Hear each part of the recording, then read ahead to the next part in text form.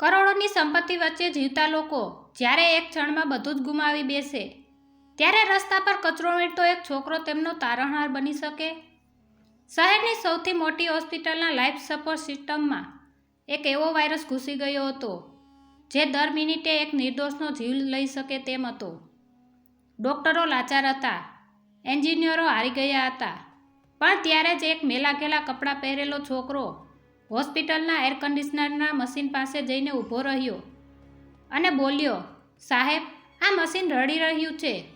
એને ઠીક કરવાનો રસ્તો મારી પાસે છે. શું એક અક્ષર જ્ઞાન વગરનો છોકરો આધુનિક વિજ્ઞાનને હરાવી શકે? જાણવા માટે વાર્તાના અંત સુધી જોડાયેલા રહો. શહેરની એ આલિશાન હોસ્પિટલ, આરોગ્ય ધામ, હંમેશા લાઇટોથી ઝળહળતી રહેતી. ત્યાંના કાચના દરવાજા અને મોંઘા મશીનો જોઈને કોઈ પણ લાગે કે અહીં મૃત્યુને પણ પ્રવેશવાની મનાઈ હશે. પણ આજે સ્થિતિ અલગ હતી. સવારના 8 વાગ્યા હતા અને હોસ્પિટલના આઈટી સેન્ટરમાં અફરાતફરી મચી હતી. હોસ્પિટલનું આખું નેટવર્ક હેક થઈ ગયું હતું. વેન્ટિલેટરથી લઈને ઓક્સિજન સપ્લાય સુધીના તમામ મશીનો એક વિચિત્ર અવાજ કરી રહ્યા હતા. જો આગામી 2 કલાકમાં સિસ્ટમ ઠીક ન થાય તો આઈસીયુમાં રહેલા 50થી વધુ દર્દીઓના શ્વાસ અટકી જાય તેમ હતા. હોસ્પિટલની બહાર કચરાના ડબ્બા પાસે એક જ 14 વર્ષનો છોકરો બેઠો હતો. તેનું નામ આર્યન. આર્યન પાસે કોઈ ડિગ્રી નહોતી, પણ તેની પાસે એક અદ્ભુત શક્તિ હતી. તે મશીનોના અવાજ સાંભળી શકતો હતો. તેને ખબર પડી જતી કે ક્યું પંખું ફાટવાનું છે કે કયા વાયરોમાં શોર્ટ સર્કિટ થવાની છે. તેના પિતા આજે હોસ્પિટલમાં ઇલેક્ટ્રિશિયન હતા, પણ એક અકસ્માતમાં તેમનો હાથ કપાઈ ગયો અને હોસ્પિટલે તેમને રસ્તા પર લાવી દીધા. આર્યન ત્યારથી જ આ મશીનોની દુનિયાને નજીકથી જોતો આવ્યો હતો. આજે જ્યારે તેમણે હોસ્પિટલના મુખ્ય જનરેટરનો અવાજ સાંભળ્યો ત્યારે તેને સમજાયું કે આ કોઈ ટેકનિકલ ખામી નથી, પણ મશીનને કોઈ અંદરથી ખોખલું કરી રહ્યું છે. તે ધીરેથી હોસ્પિટલના રિસેપ્શન પાસે ગયો. ગાર્ડે તેને ધક્કો મારીને બહાર કાઢવાની કોશિશ કરી. એ છોકરા, અહીં શું કામ છે? ચાલ ભાગ અહીંથી, ગાર્ડે રાડ પાડી. આર્યને શાંત અવાજે કહ્યું, સાહેબ, તમારા આઈસીયુના મશીનો જે સીટી વગાડી રહ્યા છે ને, એ ચેતવણી છે. જો તમે મને અંદર જવા દેશો તો હું કહી શકીશ કે ખામી ક્યાં છે. ત્યાં જ હોસ્પિટલના મુખ્ય ડૉક્ટર ત્યાંથી પસાર થયા. તેમણે આર્યનની વાત સાંભળી. તેમને લાગ્યું કે આ છોકરો પાગલ છે, પણ અત્યારે તેમની પાસે બીજો કોઈ રસ્તો નહોતો. મોટા મોટા એન્જિનિયરો પણ ફોન પર હાથ ઊંચા કરી રહ્યા હતા. ડૉક્ટરે ગાર્ડને રોક્યો અને કહ્યું, આવવા દે એને અંદર. કદાચ આની કોઈ વાત કામ લાગી જાય. આર્યન અંદર ગયો. આલિશાન લિફ્ટ અને સફેદ કોટ પહેરેલા લોકો વચ્ચે તે એકદમ અલગ જ લાગતો હતો. તે સીધો સર્વર રૂમ પાસે પહોંચ્યો. ત્યાં જઈને તેણે જમીન પર કાન લગાવ્યા. આસપાસના લોકો તેને અચરજથી જોઈ રહ્યા હતા. થોડી ક્ષણો પછી આર્યન ઊભો થયો અને એક ખૂણામાં રહેલા જૂના એર કન્ડિશનર પાઇપ તરફ આંગળી ચીંધી. તમારો દુશ્મન વાયરસ ઇન્ટરનેટમાં નથી, પણ આ પાઇપમાં છે, આર્યને કહ્યું. બધા એન્જિનિયરો હસવા લાગ્યા, પણ આર્યનની આંખોમાં એક વિચિત્ર આત્મવિશ્વાસ હતો. તે જાણતો હતો કે એ જ અવાજ તેને સંભળાય છે તે આ ભણેલા ગણેલા લોકોની સમજની બહાર છે. આર્યનની વાત સાંભળીને સર્વર રૂમમાં હાજર રહેલા મોટા એન્જિનિયરો એકબીજા સામે જોવા લાગ્યા. આઈટી હેડ, જેમણે વિદેશમાં અભ્યાસ કર્યો હતો, તે ગુસ્સામાં બોલ્યા, ડૉક્ટર, આ પાગલપંતી છે. આ છોકરો કહે છે કે વાયરસ એર કન્ડિશનરની પાઇપમાં છે. સોફ્ટવેર ક્યારેય લોખંડની પાઇપોમાં નથી હોતું. આપણે આપણો સમય બગાડી રહ્યા છીએ. પરંતુ આર્યન ડગ્યો નહીં. તેણે શાંતિથી એર કન્ડિશનરના એ પાઇપ પાસે જઈને કાન લગાવ્યો અને કહ્યું, સાહેબ, આ પાઇપની અંદરથી આવતો અવાજ સામાન્ય નથી. મશીન જ્યારે આપતું હોય ત્યારે એનો અવાજ બદલાય છે, પણ આ મશીન તો સીટી વગાડે છે, જેનો અર્થ છે કે અંદર કોઈ એવી વસ્તુ છે જે હવાને રોકી રહી છે અને સિસ્ટમને ગરમ કરી રહી છે. ડૉક્ટર મહેતાએ જોયું, આઈસીયુના મોનિટર પર લાલ લાઇટો વધુ ઝડપથી ઝબકવા લાગી હતી. 50 દર્દીઓના જીવ તાળવે ચોંટ્યા હતા. તેમણે નિર્ણય લીધો, બધા ચૂપ રહો. આ છોકરો જે કહે છે એ કરવા દો. આપણી પાસે ખોવા માટે હવે કંઈ જ રહ્યું નથી. આર્યને હોસ્પિટલના જૂના સ્ટોર રૂમમાંથી એક નાની ટોર્ચ અને સ્ક્રૂડ્રાઈવર મંગાવ્યું. તેના હાથ કચરો વીણીને કાળા પડી ગયા હતા. પણ જ્યારે તેણે સ્ક્રૂ ખોલવાનું શરૂ કર્યું ત્યારે તેના હાથમાં એક અનોખી કુશળતા દેખાતી હતી. એન્જિનિયરો જેને કચરો સમજી રહ્યા હતા, એ છોકરો આજે જીવન મરણના ખેલનો ખેલાડી બની ગયો હતો. જેવું આર્યને એર કન્ડિશનરનું પેનલ ખોલ્યું, અંદરથી ધુમાડો નીકળવા લાગ્યો. બધા પાછળ હટી ગયા. આર્યને ટોચ મારીને અંદર જોયું તો ત્યાં એક નાનકડું બ્લૂટૂથ જેવું ઉપકરણ વાયર સાથે જોડાયેલું હતું. તે કોઈ હાઈટેક ગેજેટ હતું જે સિસ્ટમને સતત ઓવરલોડ કરી રહ્યું હતું. આર્યને ધીરેથી એ ઉપકરણને બહાર કાઢ્યું. જેવું એ ઉપકરણ વાયરથી અલગ થયું, સર્વર રૂમના કોમ્પ્યુટર પર ફરીથી લીલી લાઇટો ચમકવા લાગી. આઈસીયુમાંથી આવતી જોખમની સાયરન બંધ થઈ ગઈ. આખું વાતાવરણ એકદમ શાંત થઈ ગયું. પેલા એન્જિનિયરના હાથમાંથી લેપટોપ છૂટી પડતા રહી ગયું. તે જે વાયરસને દુનિયાભરના સોફ્ટવેરમાં શોધી રહ્યો હતો, તે વાયરસ તો એક નાનકડા મશીન સ્વરૂપે ભૌતિક રીતે સિસ્ટમમાં ઘુસાડવામાં આવ્યો હતો. આર્યનના કપાળ પર પરસેવો વળ્યો હતો. તેણે એ નાનકડું મશીન ડૉક્ટરના હાથમાં આપ્યું અને કહ્યું, આણે જ તમારી સિસ્ટમને હાઇજેક કરી હતી.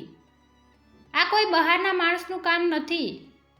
આ તો અંદરના જ કોઈએ કર્યું છે, જે મશીનોની આદત જાણે છે. ડૉક્ટર મહેતાની આંખો ભીની થઈ ગઈ. તેમણે આર્યનનો હાથ પકડ્યો. એ હાથમાં કચરાની ગંધ હતી, પણ એ જ હાથોએ આજે 50 પરિવારના દીવા ઓલવતા બચાવ્યા હતા. જેણે આ કાવતરું રચ્યું હતું તેને ખબર પડી ગઈ કે રસ્તા પરના એક છોકરાએ તેની વર્ષોની મહેનત પર પાણી ફેરવી દીધું છે. હોસ્પિટલની પાછળની ગલીમાં એક કાળી ગાડી ઊભી હતી.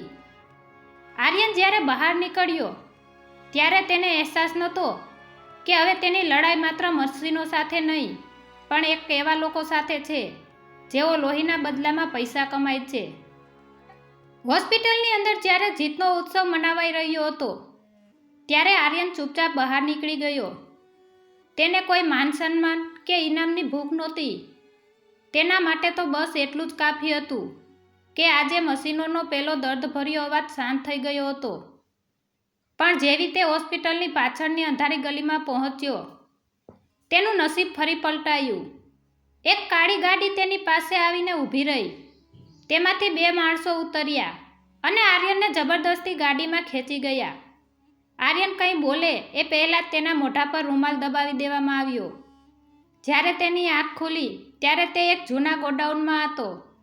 સામે એક સોફા પર હોસ્પિટલનો એ જ એક ટ્રસ્ટી બેઠો હતો, રમેશભાઈ. રમેશભાઈ શહેરના પ્રતિષ્ઠિત વ્યક્તિ ગણાતા, પણ આર્યને તેમને તરત જ ઓળખી લીધા. તો તે જ મારું 1000 કરોડનું કાવતરું તોડ્યું. રમેશભાઈનો અવાજ ઠંડો અને ડરામણો હતો. મેં સિસ્ટમ હેક કરી હતી જેથી હોસ્પિટલના શેર ગબડે અને હું સસ્તામાં બધું ખરીદી લઉં. પણ તારા જેવા એક કચરો વીણનારાએ મારો ખેલ બગાડી નાખ્યો. આર્યન ડર્યો નહીં. તેની પાસે ગુમાવવા માટે કંઈ જ નહોતું. તેણે રમેશભાઈની આંખોમાં આંખ પરોવીને કહ્યું, તમે પૈસાની વાત કરો છો, પણ ત્યાં 50 લોકોના જીવ જોખમમાં હતા. મશીન પૈસાથી બને છે, પણ એ ચાલે છે લોકોના શ્વાસ બચાવવા માટે. રમેશભાઈ હસ્યા. શ્વાસની કિંમત બજારમાં નથી હોતી, છોકરા. હવે તે ઘણું જાણી લીધું છે. તને જીવતો છોડવો મારા માટે જોખમી છે. તેમણે તેમના માણસોને ઇશારો કર્યો. આર્યનને લાગ્યું કે આજે તેનો અંત નજીક છે. તેને તેના પિતા યાદ આવ્યા, જેઓ હંમેશા કહેતા કે સાચું કામ કરતી વખતે જો જીવ પણ જાય ને તો સમજજે કે ઈશ્વર તારી સાથે છે. તેણે જોયું કે ગોડાઉનના ખૂણામાં એક મોટું ઇલેક્ટ્રિક પેનલ હતું. આ પેનલ આખા વિસ્તારના પાવર સપ્લાયરનું હતું. આર્યને પોતાની જૂની આવડત વાપરી તેણે બાજુના પડેલો એક લોખંડનો તાર ઉપાડ્યો અને અંધારાનો લાભ લઈને પેનલના મુખ્ય વાયરમાં ફેંક્યો. એક જોરદાર ધડાકો થયો. આખા ગોડાઉનની લાઇટો ગઈ અને સ્પાર્ક થવા લાગ્યો. અંધારામાં ગુંડાઓ ગભરાઈ ગયા. આર્યન આ અંધારાને ઓળખતો હતો. તે ધીરેથી સરકીને ગોડાઉનની બહાર નીકળી ગયો. પણ તે ભાગ્યો નહીં. તેને ખબર હતી કે જો રમેશભાઈ પકડાય નહીં તો તે ફરીથી કોઈ નિર્દોષનો જીવ લેશે. તે સીધો હોસ્પિટલના એ જ સર્વર રૂમ તરફ દોડ્યો. તેણે સર્વર રૂમમાં જઈને ફરીથી પેલું નાનકડું બ્લૂટૂથ ડિવાઇસ લીધું જે તેણે ડૉક્ટરને આપ્યું હતું. તે ડિવાઇસમાં રમેશભાઈના લોકેશન અને પ્લાનિંગનો પૂરેપૂરો ડેટા હતો. આર્યને તે ડેટા હોસ્પિટલના પબ્લિક એનાઉન્સમેન્ટ સિસ્ટમ સાથે જોડી દીધો. આખી હોસ્પિટલમાં અને બહાર ઊભેલી મીડિયા સામે રમેશભાઈના અવાજનું રેકોર્ડિંગ વાગવા લાગ્યું. મેં જ સિસ્ટમ હેક કરી હતી. 1000 કરોડનું કાવતરું હતું. રમેશભાઈના ગુંડાઓ આર્યને પકડવા સર્વર રૂમ સુધી પહોંચ્યા, પણ ત્યાં મોડું થઈ ગયું હતું. પોલીસની સાયરન સંભળાઈ રહી હતી. આર્યન સર્વરની પાછળ ખૂણામાં ભરાઈને બેઠો હતો. તેનું હૃદય જોરથી ધબકી રહ્યું હતું. તેણે આજે માત્ર મશીન જ નહીં પણ એક આખા સિસ્ટમમાં રહેલા કચરાને સાફ કર્યો હતો. પોલીસ ગોડાઉન અને હોસ્પિટલ બંને જગ્યાએ પહોંચી ગઈ. રમેશભાઈ અને તેમના માણસો પકડાઈ ગયા. હોસ્પિટલના હોલમાં ભારે શાંતિ છવાઈ ગઈ હતી. બધાની નજર એ જ સર્વર રૂમના દરવાજા પર હતી, જ્યાંથી એ મેલા ઘેલો છોકરો બહાર આવવાનો હતો. જ્યારે આર્યન ધીમા ડગલે બહાર આવ્યો ત્યારે ત્યાં હાજર દરેક ડૉક્ટર, નર્સ અને દર્દીઓના સગા સંબંધીઓએ ઊભા થઈને તેને માન આપ્યું. ડૉક્ટર મહેતા આગળ આવ્યા અને આર્યનના ખંભા પર હાથ મૂક્યો. તેમની આંખોમાં પસ્તાવો હતો. તેમણે માઇક હાથમાં લીધું અને આખી હોસ્પિટલ અને મીડિયા સામે બોલ્યા, આજે આ હોસ્પિટલના મશીનોએ નહીં પણ આ બાળકની માનવતાએ આપણને બચાવ્યા છે. આપણે જેને કચરો વીણનારો સમજીને ધિક્કારતા હતા, તેણે આજે આપણને બતાવ્યું કે જ્ઞાન પુસ્તકમાં નહીં પણ અનુભવ અને નેક દિલમાં હોય છે. ત્યાં જ એક દ્રશ્ય એવું સર્જાયું જેણે સૌની આંખો ભીની કરી દીધી. હોસ્પિટલના મેનેજમેન્ટ આર્યનના પિતાને સન્માન સાથે બોલાવ્યા, જે પિતાને એક સમયે અપમાનિત કરીને કાઢી મૂકવામાં આવ્યા હતા. આજે તેમને એ જ હોસ્પિટલમાં ચીફ ટેકનિકલ ઓફિસર તરીકે નિયુક્ત કરવાની જાહેરાત કરવામાં આવી. આર્યનની આંખોમાં ખુશીના આંસુ હતા. તેણે સાબિત કરી દીધું હતું કે જો તમારી દાનત સાફ હોય તો મશીનો પણ તમારી વાત સાંભળે છે. સાંજનો સમય હતો. આર્યન ફરીથી એ જ કચરાના ડબ્બા પાસે ગયો જ્યાં તે બેસતો હતો, પણ આજે તેનો બોરો ખાલી હતો.